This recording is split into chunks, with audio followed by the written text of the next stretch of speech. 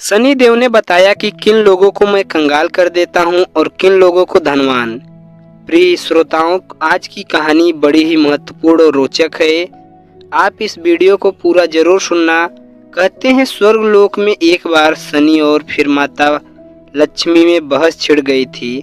लक्ष्मी जी बोली मैं बड़ी हूँ और सनी देओल बोले मैं श्रेष्ठ हूँ। दोनों के बीच जब निर्णय नहीं हो पाया तो दोनों में श्रेष्ठ कौन है, तो उन्होंने धरती लोक पर किसी ईमानदार राजा से अपना फैसला कराने का निश्चय किया। उन दिनों धरती पर प्रयागराज में एक श्रीवत्स लाल एक नाम थे राजा रहते थे।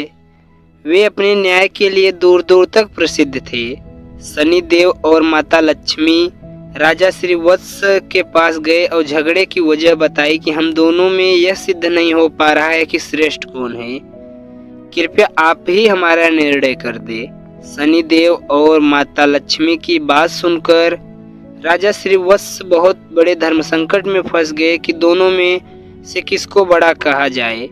यदि सनी देओल को बड़ा बता दिया तो माता लक्ष्मी रूठ जाएंगी और लक्ष्मी रूठ गई तो हमारे राज्य की सारी धन वैभव संपदा नष्ट हो जाएगी। यदि सनी देओल को रुष्ट कर दिया तो सनी देओल अपनी दृष्टि से सब नष्ट भ्रष्ट कर डालेंगे। राजा साहब जब किसी नतीजे पर नहीं पहुंचे तो सनी देओल और लक्ष्मी जी उन्हें 1 माह का समय देकर चले गए और कहा कि हम 1 माह बाद आएंगे, तब तक तुम खूब सोच विचार लो। दर्शक बंधुओं, उनके जाने के बाद राजा की रातों की नींद हराम हो गई। वे हर क्षण इसी बात को लेकर चिंतित रहने लगे कि 1 माह बाद जब सनी देओल और माता लक्ष्मी आएंगे तो वो किसे श्रेष्ठ बताएंगे, क्या निर्णय देंगे। उनके सामने परिस्थिति बहुत ही विकट थी। वे जानते थे कि एक को बड़ा बताएंगे तो दूसरा नाराज हो जाएगा और उन पर उनके राज्य पर बहुत बड़ा संकट आ सकता है। राजा की वैष्णवी नाम की एक पवित्रता रानी थी। पति को अत्यंत चिंता में देखकर रानी ने पूछा, महाराज आप किस बात को लेकर परेशान हैं? कृपया अपना दुख हमसे कहिए। राजा ने अपनी पत्नी को सारा हाल कह सुनाया। रानी ने राजा को एक सुझाव दिया कि देखो, तुम अपने मुख से किसी को बड़ा या छोटा मत बताओ। अपनी अपनी जगह दोनों ही श्रेष्ठ हैं। उनके बड़े छोटे का फैसला आप उन्हीं पर छोड़ दो। आप एक काम करो, एक सोने का और एक चांदी का सिंहासन बनवाओ। दोनों को आसन अपने सिंहासन के दाईं और बाईं ओर रखवा दो। सोने का सिंहासन आप अपने सिंहासन के दाईं ओर लगवाओ ना, और चांदी का सिंहासन आप अपने सिंहासन के बाईं ओर लगवाना। 1 माह बाद जब सनी देओल और माता पार्वती आएंगे तो लक्ष्मी जी आपके दाईं ओर का आसन ग्रहण करेंगी क्योंकि वे माता स्वरूप हैं, और सनी देओल आपके बाईं ओर वाले आसन पर बैठ जाएंगे। जब वे पूछें तो आप उनको किसी भी प्रश्न का उत्तर मत देना। जब वे बहुत पूछे तो उनसे कह देना कि आप लोग ने अपनी श्रेष्ठता का फैसला स्वयं ही कर लिया, मैं क्या जवाब दूं। रानी वैष्णवी की बात राजा को सही लगी। दर्शक बंधुओं, इधर 1 महीने के बाद जब लक्ष्मी जी और सनी देओल राजा के दरबार में पधारे तो वही हुआ जैसे रानी ने बताया था। माता लक्ष्मी तो सोने के सिंहासन पर विराजमान हो गई और सनी देओल चांदी के सिंहासन पर। जब उन्होंने अपने श्रेष्ठ होने को लेकर राजा से निर्णय मांगा तो राजा ने कहा कि आप दोनों ने स्वयं ही अपने बड़े छोटे होने का फैसला कर लिया, इसमें मैं क्या कह सकता हूँ। दर्शक बंधुओं, यह सुनकर भगवान शनि देव खिन्न होकर चले गए। माता लक्ष्मी ने राजा से कहा कि पुत्र, शनि देव तुमसे रुष्ट हो गए हैं और उनके कोप के कारण तुम पर बहुत बड़ा संकट आ सकता है, परंतु तुम चिंता ना करो, मैं तुम्हारे साथ हूँ। शनि देव ने राजा पर ऐसा कोप बरसाया कि उनके राज्य में भयंकर अकाल पड़ गया। लोग भूख से मरने लगे। नर नारी जीव जंतु सब उनके राज्य को छोड़कर दूसरे राज्य में चले गए। राजा से उसने अपने राज्य की ऐसा दशा नहीं देखी गई। 1 वर्ष के बाद उन्होंने अपने राज्य को छोड़ने का फैसला किया। अब वे अपनी पत्नी वैष्णवी को साथ लेकर घर से निकल पड़े। एक पोटली में उन्होंने हीरे जवाहरात तथा कुछ जेवर आभूषण बांधकर लिए। सोचा जहाँ रहेंगे वहाँ विपत्ति में यह बहुत काम आएंगे, इन्हें बेचकर हम अपना गुजारा कर लेंगे। राजा रानी घर से निकलने ही थे कि उसी समय भयंकर आंधी तूफान आ गया। चारों तरफ अंधकार छा गया। वे उस अंधेरे के कारण रास्ता भटक गए। समझ में नहीं आ रहा था कि वह कहाँ जाएं। तभी माता लक्ष्मी एक छोटी सी कन्या का रूप धरकर आती है और लालटेन की सहायता से उन्हें एक नदी के किनारे पहुंचा देती है। नदी पर छोड़कर माता लक्ष्मी वहां से चली गई। अब उनके आगे समस्या यह थी कि नदी को पार कैसे किया जाए। उसी समय शनिदेव एक नाविक का रूप बनाकर नाव लेकर उसी किनारे पर जा पहुंचे जहां राजा रानी खड़े थे। राजा ने नाविक से नदी के उस पार जाने का आग्रह किया। नाविक ने कहा, देखो भाई, हम तुम्हें उस पार पहुंचा तो देंगे, परंतु हमारी नाव बहुत कमजोर है, इसमें एक बार में एक ही बैठ सकता है। राजा ने कहा, चलो एक एक करके ही उतार दो। अब पहले तो नाविक रानी को उस पार पहुंचाया, फिर राजा को ले गया। तीसरी बार में उस नाविक ने राजा की धन की पोटली रख ली, लेकिन वह नाविक तो स्वयं शनिदेव थे, इसलिए वह धन की पोटली लेकर नदी के बीचों बीच से गायब हो गए। अब तो उनके पास जो धन था वो भी नहीं रहा। भोजन का संकट खड़ा हो गया। भगवान की इच्छा समझकर वो वहां से आगे को चल दिए। चलते चलते वो एक गांव में पहुंचे। उस समय गांव के लोग जंगल से लकड़ी काटकर उन्हें बेचते थे। राजा भी अपनी रानी के साथ उसी गांव में रहने लगे और लकड़ी बेचकर अपना गुजारा करने लगे। लक्ष्मी जी की कृपा से उस जंगल में चंदन का बाग मिल गया। राजा ने चंदन की लकड़ियों को बेच बेचकर काफी पैसा कमा लिया। अब तो उनका जीवन बड़े सुखपूर्वक बीतने लगा। राजा और रानी की सुख चैन में को देखकर शनिदेव ने एक और नई चाल चल दी। एक सौदागर था जो उस गांव से चंदन की लकड़ी भरकर दूसरे राज्यों में ले जाया करता था। आज उसका जहाज उस नदी के किनारे पर भी फंस गया था। उसने जहाज को चलाने का बहुत प्रयास किया, पर जहाज टस से मस नहीं हुआ। सौदागर के समझ में नहीं आ रहा था कि वो क्या करे। तभी शनिदेव एक ब्राह्मण का रूप बनाकर उस सौदागर के पास आए और बोले, सौदागर, तेरा जहाज को कोई नहीं चला सकता, लेकिन एक उपाय है। यदि कोई पवित्रता स्त्री तेरे जहाज में हाथ लगा दे तो तेरी नाव चलने लगेगी। सौदागर ने वैसे ही किया। पूरे गांव की स्त्रियों को बुलाया। सबने जहाज को छुआ, पर जहाज फिर भी नहीं चला। किसी ने बताया कि गांव में अभी एक स्त्री बाकी रह गई है जो यहाँ नई आई है। सौदागर स्वयं चलकर उसके घर गया। वो स्त्री कोई और नहीं, रानी वैष्णवी थी। सौदागर ने जब रानी के पास निमंत्रण भेजा तो रानी ने कहा वहां जाने से इनकार कर दिया और कहा कि इस समय मेरे पति जंगल में लकड़ी काटने गए हैं, मैं तुम्हारे जहाज के पास नहीं जा सकती। सौदागर के आदमी ने वापस जाकर उसकी सारी बात बता दी। सौदागर समझ गया कि यही औरत पतिव्रता है और यही उसके जहाज को निकाल सकती है। वह शाम को फिर उसके घर गया। उस समय राजा घर पर ही थे और इसलिए उसके नियंत्रण स्वीकार कर लिया। जब राजा ने रानी से कहा कि वे जहाज को छू दे जिससे कि वह निकल सके, तो रानी ने अपने पति के कहने पर जहाज को छू दिया और जहाज हिलने लगा। यह देखकर सौदागर के मन में पाप जागा कि क्यों ना मैं इसको अपने साथ ले चलूं।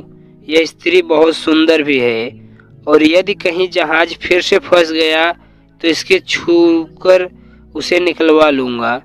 यह सोचते ही उसने वैष्णवी को अपने साथ खींच लिया और जहाज लेकर चल दिया। श्रीवत्स चिल्लाता रह गया, परंतु उस समय तक जहाज काफी दूर जा चुका था। रानी अत्यंत रूपवती थी। उसको देखकर सौदागर के मन में पाप आ गया। वह उसको अपनी पत्नी बनने का इच्छा करने लगा। रानी ने सौदागर की छेड़छाड़ से तंग आकर सूर्य देवता से प्रार्थना की कि उनको अपनी रक्षा करने के लिए कोढ़ दे। उसकी प्रार्थना भगवान सूर्य ने सुन ली। उसी समय रानी के शरीर से कोढ़ फूट गया। वो एकदम से कुरूप हो गई। उसके कुरूप शरीर को देखकर सौदागर उसके पास नहीं जाता था, पर वह हमेशा उसे अपने साथ रखता था। इधर राजा रोते बिलखते नदी किनारे से चल पड़े। वह इस उम्मीद में थे कि यदि जहाज उस तरफ से गुजरा तो वे अपनी पत्नी को छुड़ा लेंगे। आखिर उनको जहाज का कहीं पता नहीं चला तो वो नदी किनारे आश्रम के साधुओं के साथ रहने लगे। अब तो राजा वहां पर साधुओं की सेवा करता था, उनकी गायों को चराता था और गायों के गोबर से उपले बनाता था और वो उपले लक्ष्मी जी की कृपा से सोने के बन जाते थे। इस प्रकार कुछ ही दिनों में उनके पास ढेर सारी सोने की ईंट हो गई। एक दिन जो सौदागर राजा की पत्नी को ले गया था, उसका जहाज उसी नदी पर आया। राजा ने सौदागर को पहचान लिया। उसने सौदागर को ईंट दिखाकर कहा कि यदि सौदागर उसका साथ ले चले तो वह सोने के ईंट सौदागर को दे देगा। सौदागर ने राजा को पहचान तो लिया था, परंतु सोने के ईंटों के लालच में उसे अपने पास बैठा लिया। ईंटों को भी जहाज में भरवा लिया। जब जहाज चल पड़ा तो सौदागर ने राजा को नदी में फेंक दिया। राजा की चीख पुकार रानी ने सुन ली और उसने तुरंत एक तकिया फेंक दिया। उस तकिए के सहारे से राजा एक पुल पर पहुंच गया। राजा को वहां के लोगों ने निकाल दिया। उन लोगों ने राजा से पूछा कि वह कौन है और कहां से आया है, तो राजा ने कहा कि वह अत्यंत दुखी आदमी है, उसका सब कुछ लूट गया है, उसके पास कुछ नहीं बचा है। वहां के लोग उनको पकड़कर राजा के पास ले गए। श्रीवत्स ने राजा से नौकरी मांगी। राजा ने श्रीवत्स को अपने यहाँ बगीचे में माली का काम दे दिया। प्रिय श्रोताओं, राजा की एक पुत्री थी। उसके लिए नित्य फूलों का सुंदर गजरा एक मालिन लाती थी। एक दिन राजकुमारी ने मालिन से पूछा कि आजकल गजरे कौन बनाता है? बहुत सुंदर गजरे बनाता है। मालिन ने राजकुमारी को बताया कि एक नया नौकर आया है जो बड़े ही सुंदर गजरे बनाता है। राजकुमारी ने उस नौकर को देखने की इच्छा जताई। जब उसने राजा को देखा तो वह उन पर मोहित हो गई और राजा से ही ब्याह करने की जिद ठान ली। राजा ने बहुत मना किया, परंतु राजकुमारी नहीं मानी, तो उन्होंने लाचार होकर दोनों का विवाह कर दिया और जंगल में एक मकान दे दिया। धीरे धीरे समय बीतता चला गया। कुछ दिन बीते तो राजा श्रीवत्स ने राजकुमारी से कहा कि ऐसे बेकार बैठे रहकर मेरा मन नहीं लगता है। तुम अपने पिता से कहो कि मुझको जहाजों की चुंगी का ठेका दे दे। राजकुमारी ने अपने पिता से प्रस्ताव रखा तो राजा ने भी कहा ठीक है। अब तो श्रीवत्स अपने आने वाले जहाजों से चुंगी लेता था। इसी प्रकार जब 7 वर्ष बीत गए, शनिदेव का प्रभाव खत्म होने को आया। एक दिन सौदागर का जहाज वहीं से निकला तो श्रीवत्स ने उस जहाज को रोककर उसे आगे जाने से रोक दिया। सौदागर को यह देखकर बड़ा क्रोध आया। वह तुरंत शिकायत लेकर राजा के पास पहुंचा। राजा ने जब श्रीवत्स से पूछा कि सौदागर के जहाज को क्यों नहीं जाने दे रहा है, तो श्रीवत्स ने बताया कि महाराज, इस सौदागर के पास मेरी सोने की ईंट है, यह मेरे सोने के ईंट नहीं दे रहा। राजा ने कहा तुम्हारे पास क्या प्रमाण है कि इसके पास जो ईंट है वो आपकी है। तो श्रीवत्स ने कहा, महाराज आप इसे दरबार में सब लोगों के सामने बुलवाइए। वे ईंट एक तरफ से जुड़ी हुई है, यदि सौदागर ईंट खोल देता है तो यह सारी ईंट उसकी है। यदि वह ईंट नहीं खोल पाता है तो उन ईंटों को मैं खोल कर दिखाऊंगा। वह ईंटों को दरबार में लाया और सौदागर ने कहा कि यदि यह तुम्हारी सोने की ईंट है तो तुम इन्हें खोल दो, और यदि तुम नहीं खोल पाते हो तो वो ईंट तुमसे ले ली जाएंगी। दर्शक बंधुओं, सौदागर शाम तक उन ईंटों को खोलने का प्रयास करता रहा, परंतु उसने एक भी ईंट नहीं खोली। अंत में जब शाम हो गई तो राजा के दामाद श्रीवत्स की बारी आई और उन्होंने चंद क्षणों में ही उन ईंटों को खोल दिया। तब राजा ने पूछा कि वह कौन है, तो श्रीवत्स ने पूरी कहानी बताई और बताया कि मेरी पत्नी वैष्णवी को इन सौदागर ने छीन लिया है, कृपया मुझे मेरी रानी दिलवा दीजिए। दर्शक बंधुओं, राजा ने सौदागर से कहकर तुरंत वैष्णवी को पालिका में बुलवाया और सौदागर को पकड़कर कड़ी सजा दी। वैष्णवी ने पुनः सूर्य भगवान से प्रार्थना की कि वो मेरे रूप को फिर से पहले वाला कर दे। दर्शक बंधुओं, भगवान सूर्य देवता की कृपा से रानी फिर से सुंदर हो गई। राजा ने आदर पूर्वक श्रीवत्स को खूब सारा धन देकर विदा किया। साथ में अपनी बेटी को वैष्णवी को भी उसने अपनी बेटी मान लिया और खूब धन दौलत देकर राजा को प्रेम पूर्वक विदा कर दिया। राजा पुनः अपने राज्य में लौट आया और फिर से राज सिंहासन पर सवार हुआ। एक दिन शनिदेव ने प्रकट होकर राजा से श्रीवत्स से कहा, राजन, हम दोनों की स्पर्धा तो एक बहाना था, हम आपके सत्य की परीक्षा ले रहे थे। अब मैं तुम्हें बता रहा हूँ कि कौन से लोग नाश को प्राप्त नहीं होते। विपत्ति में जो भी अपने धर्म और सत्य को न त्यागे उसका कभी नाश नहीं होता, अपितु देवताओं लोग भी उसकी सहायता करते हैं। दूसरा, गरीबी आने पर भी जो अन्याय का मार्ग ना चुने, पाप का धन ना खाए, वह देवताओं का सदा कृपा पात्र रहता है। मैं उसका कभी बुरा नहीं करता, अपितु उस पर लक्ष्मी की कृपा सदैव बनी रहती है।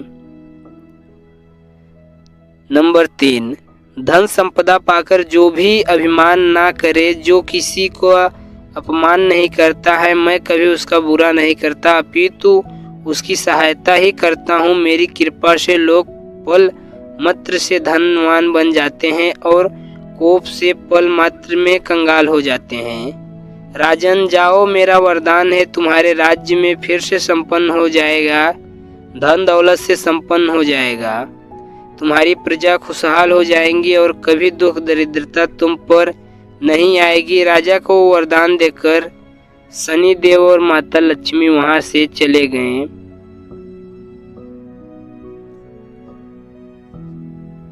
जय माँ लक्ष्मी। वीडियो अच्छी लगी हो तो वीडियो को लाइक करें, चैनल को सब्सक्राइब करें। धन्यवाद।